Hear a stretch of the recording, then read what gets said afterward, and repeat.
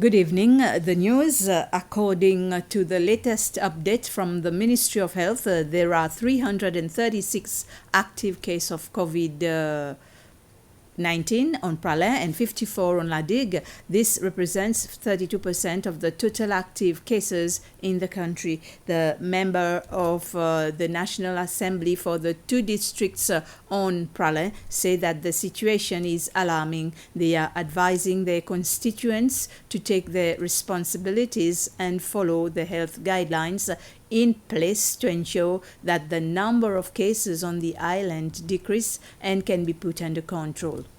Yeah, it is very scary the way the situation is, because currently the statistic shows that it has been escalated to a point whereby it is very a concern for us.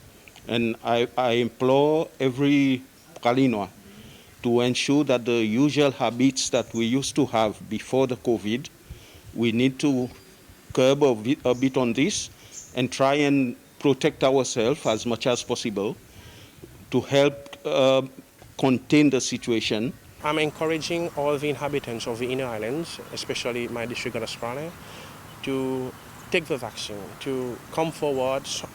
There's quite a number that are yet to take the second dose. So it's important that we do so. We want to protect ourselves and our families, so it's important for us to do that and also to observe all the measures, the laws put in place by the public health authorities.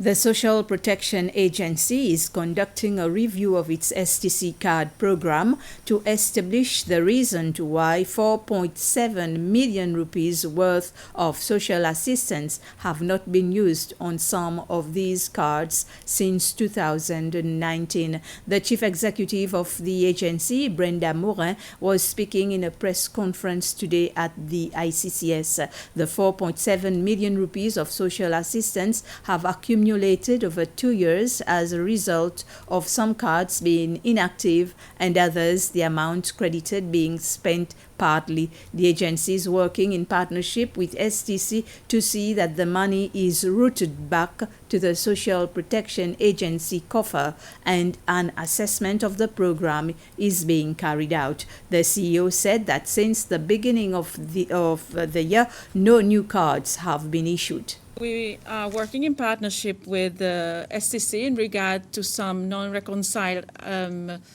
items that has been identified regarding cards that have been issued in the past since 2019 and which have amount to about 4.4 million rupees accumulated on the cards which have not been used. Hence, we're going to find a way to get these returned back to the government account.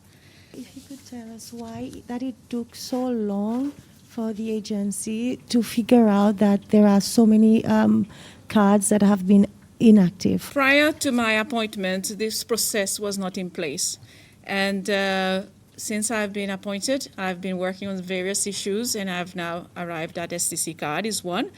And to put a right process in place to ensure this doesn't happen again and to build up a very good partnership with the STC so that we can benefit those that needs the card, but also then to ensure that this kind of accumulation doesn't happen again and we make effective use of the funds that are put in place for those that are vulnerable.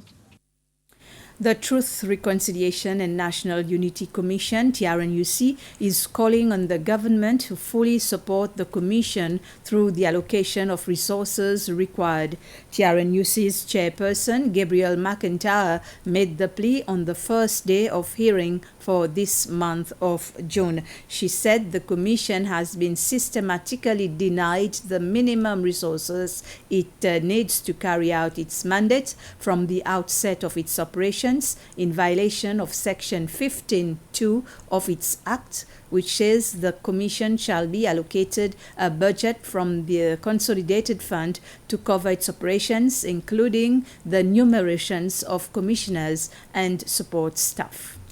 While dealing with close to 500 cases at once, the Commission is supported by just one security officer, one administrative manager, one secretary, one dispatch officer, one driver perpetrator support officer, 1 victim support officer, 1 interpreter, 4 stenographers, and 5 investigators.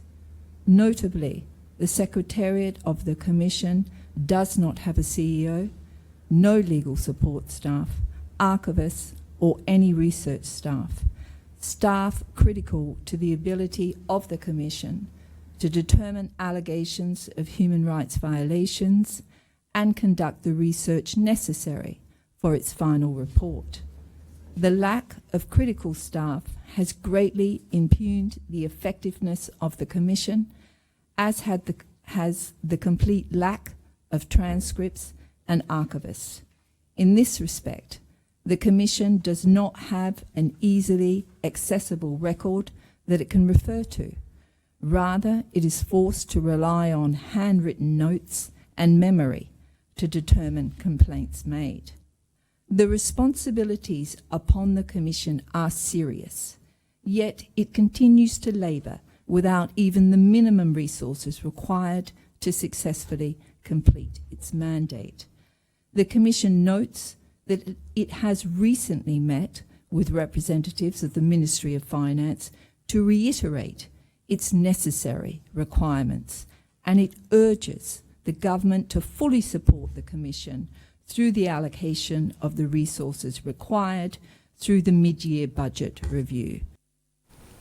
The National Assembly will suspend sittings for this week because some members have been in contact with a person who has, since the meeting, tested positive for COVID-19. The Secretariat of the National Assembly said in a communique that this is in line with public health guidelines and the Assembly's own COVID-19 prevention protocol. It says that since this involves a number of members, it has been decided that suspension is the best option. End of this news summary. Thank you for watching. Good evening.